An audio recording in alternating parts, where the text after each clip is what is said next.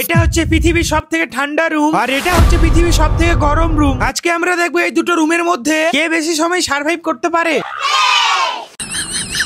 প্রথমে পৃথিবীর সবথেকে ঠান্ডা রুমে আমি ঢুকে পড়লাম আর গরম রুমটাতে শুভ ঢুকে পড়লো। কিন্তু গাইস এই রুমটা এতটাই ঠান্ডা ছিল যে আমার পাটা পুরো ব্যথা হয়ে যাচ্ছিল আর অন্যদিকে শুভ তো পুরো গরমে ঘেমে গিয়েছিল। আর এরপর চ্যালেঞ্জটিকে আরো কঠিন করার জন্য চলে এলো পাড়ার ভাই আর গৌতম। প্রথমেই ভাই আমাকে খেতে দিল ঠান্ডার মধ্যে ঠান্ডা শরবত। এত ঠান্ডায় ঠান্ডা শরবত পিকা না হলে চ্যালেঞ্জ থেকে বেরিয়ে যা। এর কথা শুনে আমি চুপ করে শরবতটা খেয়ে নিলাম আর অন্যদিকে গৌতম শুভকে দিল গরম গরম ম্যাগি। এত গরম ম্যাগি হবে না হলে চ্যালেঞ্জ থেকে বের হয়ে যা। ম্যাগি খাওয়ার পরে প্রায় 5-6 ঘন্টা হয়ে গেল কিন্তু এই চ্যালেঞ্জ থেকে কেউ বেরিয়ে আসছে না। তাই এরা শুরু করলো আনলিমিটেড পাগলামি। যেমন এত গরমের মধ্যে গৌতম শুভকে খেতে দিল ঝাল মোমো আর ঝাল সস। আর এর খাওয়া দেখে তো আমি অনেক হাসছিলাম আর হাসিটা মনে ভাইয়ের সহ্য হলো না। ঠিক তখনই দেখি ভাই ঠান্ডার মধ্যে ঠান্ডা ঠান্ডা বরফ নিয়ে আসছিল আমাকে খাওয়ানোর জন্য। আর এটা খাওয়ার পরে তো আমার দাঁত মুখ পুরোটাই ব্যথা হয়ে গেল। আর এত কিছু করার পরেও চ্যালেঞ্জ থেকে কেউ বেরিয়ে আসছিল না। ভাই এক বালতি জলের মধ্যে বরফ মিশিয়ে আমার উপর ঢেলে দিল।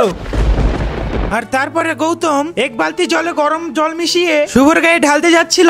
না দাঁড়া শুভ তো আগে থেকে রুম থেকে বেরিয়ে চলে আসলো। চ্যালেঞ্জের জন্য কি আমি জাহান হারাবো? গায়ে ঢালার জন্য গরম জল নিয়ে এলো। আর ফাইনালি চ্যালেঞ্জটা আমি জিতে গেলাম। সাবস্ক্রাইব করো পার্ট 2 দেখার জন্য।